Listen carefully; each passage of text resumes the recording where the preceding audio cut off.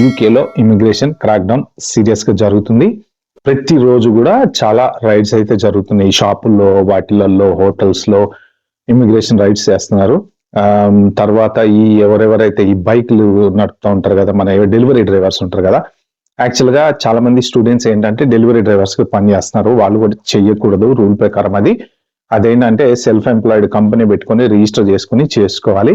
వీళ్ళు ఏంటంటే దొంగ ఐడీలతోటి, అంటే ఇప్పుడు వేరే వాళ్ళు ఎవరైనా యూకే రిలేటెడ్ పిఆర్ కానీ సిటిజన్స్ కానీ ఉంటే వాళ్ళు రిజిస్టర్ చేసుకున్న పేరు మీద వీళ్ళు చేస్తున్నారు అనమాట.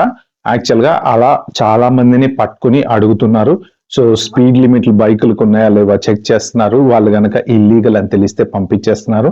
యాక్చువల్ గా దీంట్లో ఉన్నది ఏంటంటే చాలా మంది ఇల్లీగల్సే ఉన్నారు. ఎలా అంటే ఎప్పుడో ఒకప్పుడు స్టూడెంట్ గా రావటము, తర్వాత వాళ్ళకి ఎక్స్టెన్షన్ రాకపోవటము, జాబులు దొరకపోవడం తోటి వాళ్ళు అలాగే ఉండిపోయి వాళ్ళు ఏంటంటే డెలివరీ డ్రైవర్స్ గా కంటిన్యూ అవుతున్నారు అనమాట.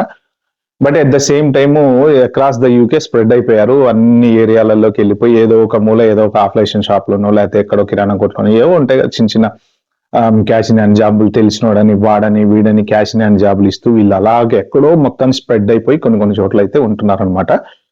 బట్ మోర్ ఆర్ లెస్ ఇప్పుడు పరిస్థితులు యూకేలో చాలా వరస్ట్ అయిపోయినాయి. ఏంటంటే ఇమిగ్రేషన్ మీద ఇప్పుడు ఈ ప్రధానమంత్రి కూడా ఉంటాడా ఊడతాడా కూడా గ్యారంటీ లేదు. అలాంటి డిస్కషన్స్ అయితే జరుగుతున్నాయి ఇక్కడ.